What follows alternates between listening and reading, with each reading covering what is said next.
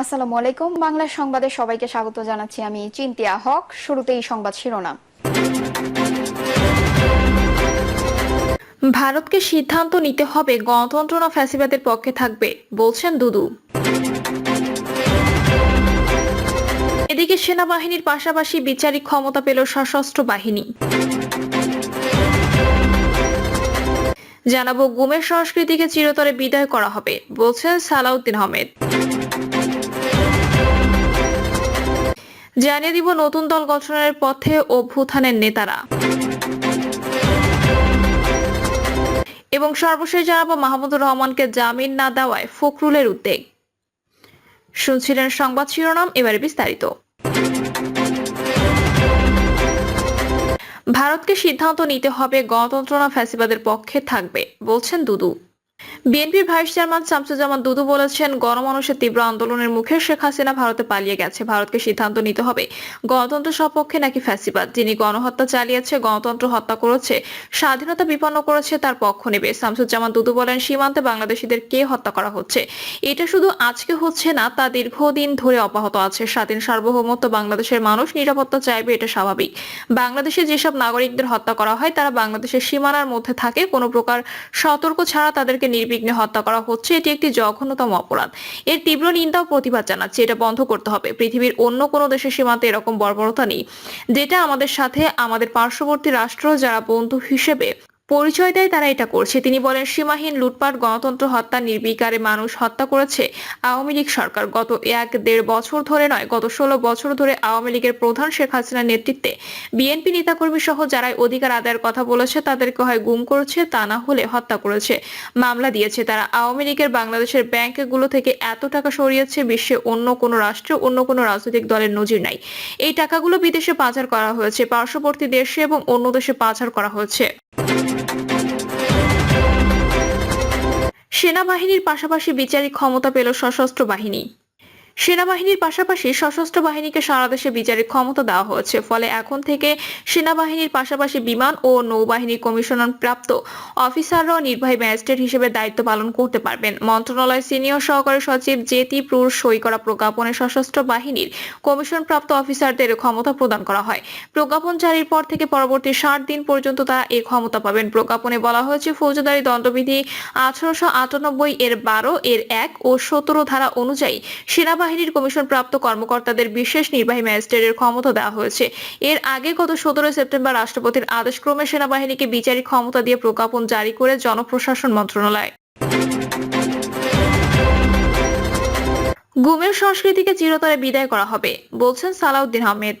বাংলাদেশ থেকে চিরতরে গুমের সংস্কৃতিকে বিদায় করা হবে বলে জানিয়েছেন বিএনপির স্থায়ী কমিটির সদস্য সালাউদ্দিন আহমেদ।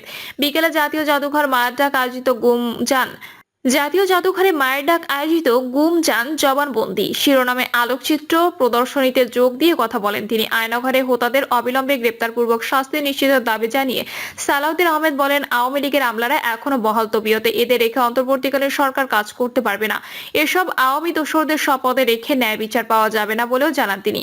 এ সময় নিজের 61 দিন গুম থাকার ভয়াবহ স্মৃতি তুলে ধরে সালাউদ্দিন আহমেদ বলেন, গুমের বিরুদ্ধে বিএনপির সংগ্রাম জারি থাকবে। গুমের সঙ্গে জড়িতদের বিচারের লড়াইয়ে স্বজনদের পাশে বিএনপি থাকবে বলে জানিয়ে সালাউদ্দিন আহমেদ বলেন, গুমের বিরুদ্ধে আমাদের সংগ্রাম অব্যাহত থাকবে। বাংলাদেশে যদি ভবিষ্যতে একটি গুমের ঘটনা হয়, একটি বিচার বহির্ভূত ঘটনা হয়, অবৈধ আটকাদেশের ঘটনা হয়, তাহলে আমরা তাদের পাশে থাকবো, এই প্রতিশ্রুতি আমরা দিচ্ছি। আমি স্পষ্টভাবে বলতে চাই, যারা গুমের ঘটনার সাথে দায়ী, যারা গুম করেছে, হত্যা করেছে, তাদেরকে অবিলম্বে গ্রেপ্তার করুন, তাদেরকে বিচারের সম্মুখীন করুন। গুম হওয়া স্বজনদের সংগঠন মায়ের ডাক এর উদ্যোগে শাহবাগের জাতীয় জাদুঘরের নলিনীকান্ত ভট্টাশালী গ্যালারিতে এই অনুষ্ঠান হয়।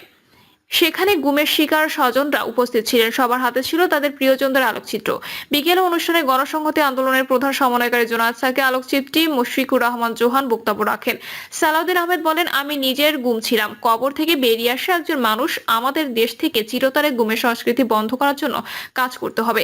যারা এখনো স্বজনদের ফিরে পান নাই তারা তো জিন্দা লাশ। আমি এই অনুষ্ঠানকে থেকে বলছি, সরকারকে, সংশ্লিষ্ট সকলকে, যারা গুমের সংস্কৃতির ধারক বাহক, যারা গুম করেছে, হত্যা করেছে, তারা কারা আপনারা জানেন। জানেন, বাংলাদেশের জনগণ জানেন এই জিয়াউল হাসান, বেনজির, মনিরুল, ডিবি, হারুন, বিপ্লবী, মেহেদি যত আছে, no mercy, go to justice. তাদেরকে ইন্টারোগেট করতে হবে। তারা মানুষকে গুম করেছে, হত্যা করেছে, তাদের বিচার করতে হবে। সালাউদ্দিন আহমেদ বলেন, পতিত ফ্যাসিস্ট সরকারের দোষরা বসে আছে সমস্ত জায়গায়। আমি গতকালকে সরকারকে একটা অনুষ্ঠানে বলেছি, পাবলিক সার্ভিস কমিশনে যারা ছাত্রলীগ ছাড়া কাউকে চাকরি দেওয়ার সুপারিশ করেনি, তারা যদি পদত্যাগ না করে আমরা পদত্যাগ করাবো। এরপর দেখবেন সব জায়গায় ফ্যাসিবাদের দোষরা বসে আছে। এরা থাকলে আমরা কিভাবে বিচার পাবো? গুমজান ও জবাব নামের এই প্রদর্শনী শুরু হয়েছে জাতীয় জাদুঘরের নলিনীকান্ত ভট্টশালী গ্যালারিতে। সেখানে বিভিন্ন পরিবারের নানা গল্প ফুটে ওঠে আলোকচিত্রের ছবিতে।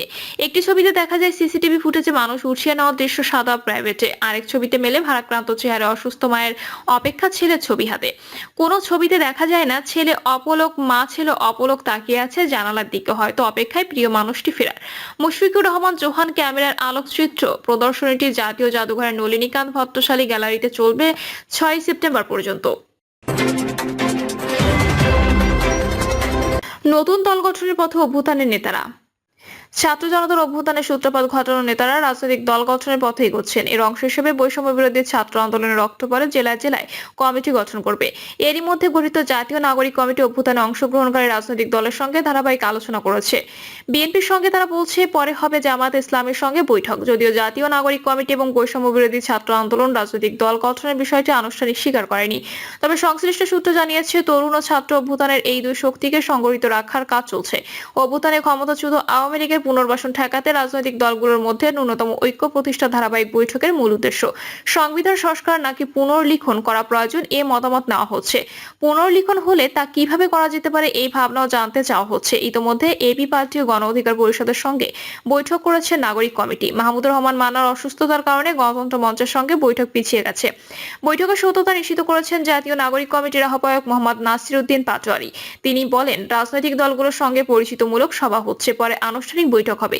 কি আলোচনা হচ্ছে প্রশ্নে নাসির উদ্দিন বলেন, আনুষ্ঠানিক আলোচনা শুরু হলে গণমাধ্যমকে জানানো হবে। তবে আগে যেসব বৈঠক হয়েছে সেগুলোর সূত্র জানিয়েছে নাগরিক কমিটি আগামী নির্বাচন এবং তাতে জোটের সম্ভাবনা নিয়ে কথা বলেছে।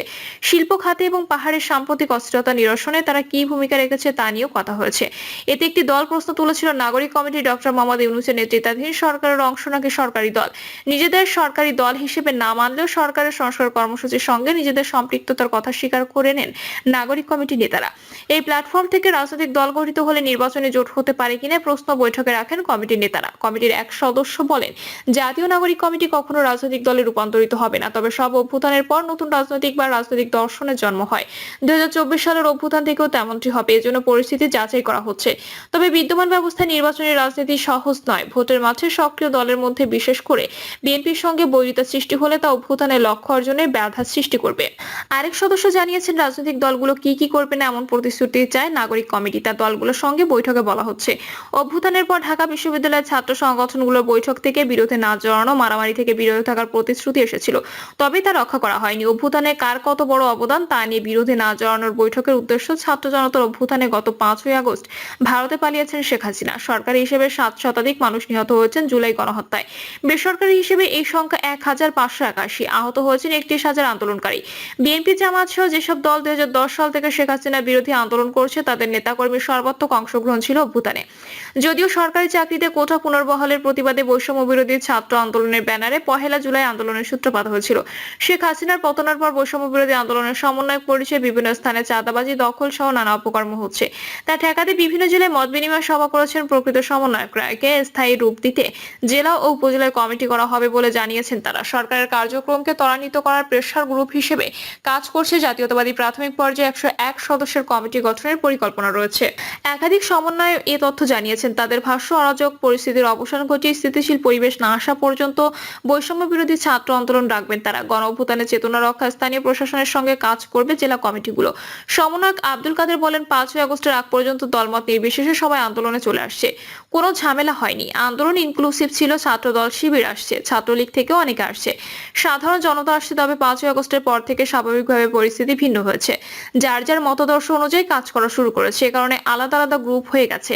ছাত্রদল শিবির আলাদা গ্রুপ করেছে, অনেকে অপকর্মে জড়াচ্ছে, কিন্তু তারা সমন্বয়ক নামধারী। সাংগঠনিক পরিচয় থাকলেও নাম হয় অমুক সমন্বয়ক, চাঁদাবাজি করছে, মারছে ইত্যাদি। সব কমিটি ভেঙে দিয়ে লাভ হচ্ছে না, আবার কমিটি না থাকায় সাংগঠনিক ব্যবস্থাও নেওয়া যাচ্ছে না। তাই জেলা ভিত্তিক বা উপজেলা ভিত্তিক কমিটি দেওয়ার কথা ভাবছে। সমন্বয়ক নামের বিতর্ক ঠেকাতে এই নামে কোনো পদ থাকবে না কমিটিতে। আহ্বায়ক, সদস্য সচিব পদ থাকবে কমিটিতে। আব্দুল কাদেরের ভাষ্য, রাজনৈতিক দলে পরিণত হবে না বৈষম্য বিরোধী ছাত্র আন্দোলন। এটা যতদিন থাকবে জাতীয় প্ল্যাটফর্ম হিসেবেই থাকবে। বৈষম্য বিরোধী ছাত্র আন্দোলনের সমন্বয়ক হাসিব আল ইসলাম বলেন, জেলা ও উপজেলা পর্যায়ে কমিটি হবে। অনেক ভুয়া সমন্বয়ক বের হচ্ছে, অনুমোদিত থাকলে শৃঙ্খলার মধ্যে থাকবে। ছাত্রনেতা জানিয়েছেন, ছাত্রলীগের সঙ্গে সম্পৃক্ত কেউ কমিটিতে থাকতে পারবে না। ছাত্রদল বা শিবিরের কেউ কমিটিতে এলে আগের ছাত্র সংগঠন ছেড়ে আসতে হবে। আন্দোলনের আরেক সমন্বয়ক আব্দুল হান্নান মাসুদ বলেন, একটি কেন্দ্রীয় কমিটি দেওয়ার কথা ভাবছি। সমন্বয়ক আবু বাকের মজুমদার বলেন, মত বিনিময় সভার উদ্দেশ্য ছিল মানুষের কথা শোনা এবং আহত ও শহীদ পরিবারের সঙ্গে সাক্ষাৎ, মানুষকে সাংগঠনিক করা এবং ফ্যাসিবাদী ব্যবস্থার বিলোপে নতুন রাজনৈতিক বন্দোবস্তের জন্য বৈষম্য বিরোধী ছাত্র আন্দোলন কাজ করবে। জেলা ও উপজেলার কমিটির ব্যাপারে এখনো আলোচনা চলছে। প্রিয় দর্শক, এই ছিল এখনকার সর্বশেষ সংবাদ। আপডেট সব সংবাদ পেতে চ্যানেলটি সাবস্ক্রাইব করে বেল আইকনটি ক্লিক করে রাখুন।